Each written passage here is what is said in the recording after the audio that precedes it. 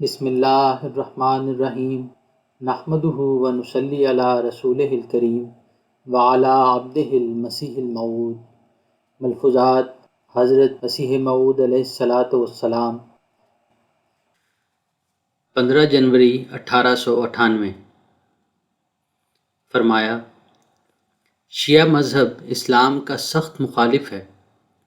اول شیعہ کا اعتقاد ہے کہ جبرائیل وحی لانے میں غلطی کھا گیا ہے۔ دوم، صحابہ جو رسول اللہ صلی اللہ علیہ وسلم کی دعاؤں کے بعد حاصل ہوئے تھے، ان کے نزدیک معاذ اللہ مسلمان نہ تھے۔ سوم، قرآن شریف جو اللہ تعالیٰ کی پاک کتاب ہے اور جس کی حفاظت کا خود اللہ تعالیٰ وعدہ کر چکا ہے، شیعہ اعتقاد کے موافق قرآن شریف اصلی نہیں ہے۔ امام مہدی اصل قرآن غار میں لے جا کر چھپ رہے۔ چہارم، 12 اماموں تک ولایت ختم ہو چکی، باقی قیامت تک آدمی وحشیوں کی طرح رہے اور خدا تعالیٰ کو ان سے محبت نہیں۔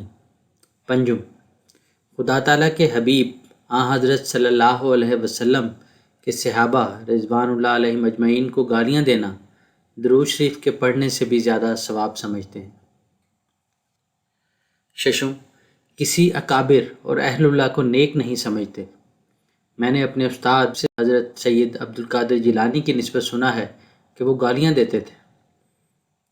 اصل بات یہ ہے کہ سب سے زیادہ بدنام یزید ہے۔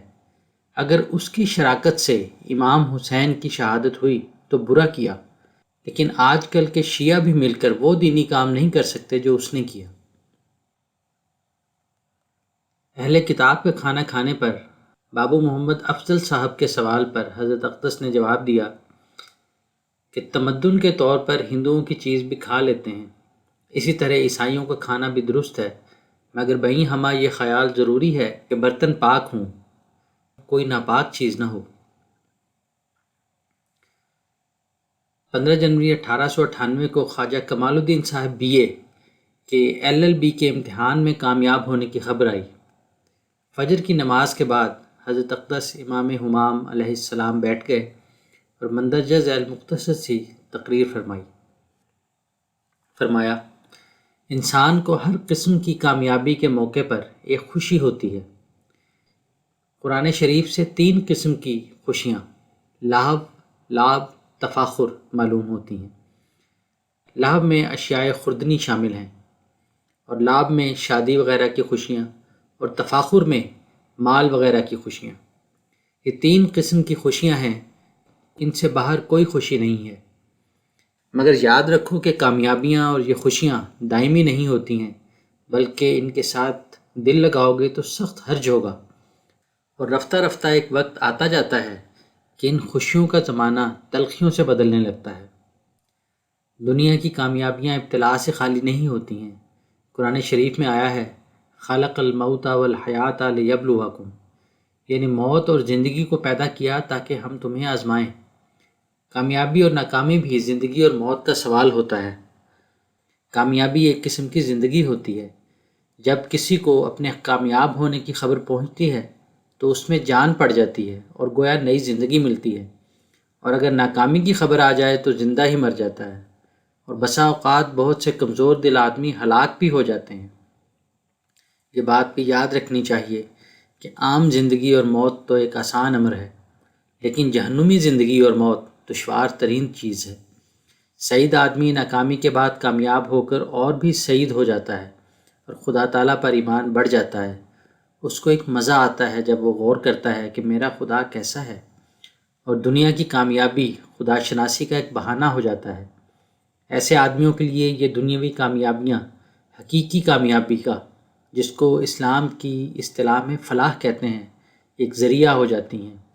میں تمہیں سچ سچ کہتا ہوں کہ سچی خوشحالی، سچی راحت دنیا اور دنیا کی چیزوں میں ہرگز نہیں ہے۔ حقیقت یہی ہے کہ دنیا کے تمام شعبے دیکھ کر بھی انسان سچا اور دائمی سرور حاصل نہیں کر سکتا۔ تم دیکھتے ہو کہ دولت مند زیادہ مال و دولت رکھنے والے ہر وقت خندان رہتے ہیں، مگر ان کی حالت جرب یعنی خارش کے مریض کی سی ہوتی ہے، جس کو کھجلانے سے راحت ملتی ہے، لیکن اس خارش کا آخری نتیجہ کیا ہوتا ہے؟ یہی کہ خون نکل آتا ہے۔ بس ان دنیاوی اور عارضی کامیابیوں پر اس قدر خوش مت ہو کہ حقیقی کامیابی سے دور چلے جاؤ، بلکہ ان کامیابیوں کو خدا شناسی کا ایک ذریعہ قرار دو۔ اپنی ہمت اور کوشش پر ناز مت کرو اور مت سمجھو کہ یہ کامیابی ہماری کسی قابلیت اور محنت کا نتیجہ ہے، بلکہ یہ سوچو کہ اس رحیم خدا نے جو کبھی کسی کی سچی محنت کو ضائع نہیں کرتا، ہماری محنت کو بار بار کیا۔ ورنہ کیا تم نہیں دیکھتے کہ صدہا طالب علم آئے دن امتحانوں میں فیل ہوتے ہیں؟ کیا وہ سب کے سب محنت نہ کرنے والے اور بالکل غبی اور بلید ہی ہوتے ہیں؟ نہیں، بلکہ بعض ایسے ذکی اور ہوشیار ہوتے ہیں کہ پاس ہونے والوں میں سے اکثر کے مقابلے میں ہوشیار ہوتے ہیں۔ اس لیے واجب اور ضروری ہے کہ ہر کامیابی پر مومن خدا تعالیٰ کے حضور سجدات شکر بجا لائے کہ اس نے محنت کو حقارت تو نہیں جانے دیا۔ اس شکر کا نتیجہ یہ ہوگا کہ اللہ تعالیٰ سے محبت بڑھے گی اور ایمان میں ترقی ہوگی، اور نہ صرف یہ بلکہ اور بھی کامیابیاں ملیں گی، کیونکہ خدا تعالیٰ فرماتا ہے اگر تم میری نعمتوں کا شکر کرو گے تو البتہ میں نعمتوں کو زیادہ کروں گا، اور اگر کفران نعمت کرو گے تو یاد رکھو عذاب سخت میں گرفتار ہوگے۔ اس اصول کو ہمیشہ مد نظر رکھو۔ مومن کا کام یہ ہے کہ وہ کسی کامیابی پر جو اسے دی جاتی ہے شرمندہ ہوتا ہے اور خدا کی حمد کرتا ہے کہ اس نے اپنا فضل کیا، اور اس طرح پر وہ قدم آگے رکھتا ہے اور ہر ابتلا میں ثابت قدم رہ کر انعام پاتا ہے۔ بظاہر ایک ہندو اور مومن کی کامیابی ایک رنگ میں مشابہ ہوتی ہے، لیکن یاد رکھو کافر کی کامیابی ضلالت کی راہ ہے، اور مومن کی کامیابی سے اس کے لیے نعمتوں کا دروازہ کھلتا ہے۔ کافر کی کامیابی اس لیے ضلالت کی طرف لے جاتی ہے کہ وہ خدا کی طرف رجوع نہیں کرتا، بلکہ اپنی محنت، دانش اور قابلیت کو خدا بنا لیتا ہے، مگر مومن خدا کی طرف رجوع کر کے خدا سے ایک نیا تعارف پیدا کرتا ہے، اور اس طرح پر ہر ایک کامیابی کے بعد اس کا خدا سے ایک نیا معاملہ شروع ہو جاتا ہے اور اس میں تبدیلی ہونے لگتی ہے۔ ان اللہ مع الذین اتقوا، خدا ان کے ساتھ ہوتا ہے جو متقی ہوتے ہیں۔ یاد رکھنا چاہیے کہ قرآن شریف میں تقوی کا لفظ بہت مرتبہ آیا ہے۔ اس کے معنی پہلے لفظ سے کیے جاتے ہیں۔ یہاں ماں کا لفظ آیا ہے، یعنی جو خدا کو مقدم سمجھتا ہے خدا اس کو مقدم رکھتا ہے اور دنیا میں ہر قسم کی ذلتوں سے بچا لیتا ہے۔ میرا ایمان یہی ہے کہ اگر انسان دنیا میں ہر قسم کی ذلت اور سختی سے بچنا چاہے تو اس کے لیے ایک ہی راہ ہے کہ متقی بن جائے، پھر اس کو کسی چیز کی کمی نہیں۔ بس مومن کی کامیابیاں اس کو آگے لے جاتی ہیں اور وہ وہیں بھی نہیں ٹھہر جاتا۔ اکثر لوگوں کے حالات کتابوں میں لکھے ہیں کہ اوائل میں دنیا سے تعلق رکھتے تھے اور شدید تعلق رکھتے تھے، لیکن انہوں نے کوئی دعا کی اور وہ دعا قبول ہو گئی، اس کے بعد ان کی حالت ہی بدل گئی۔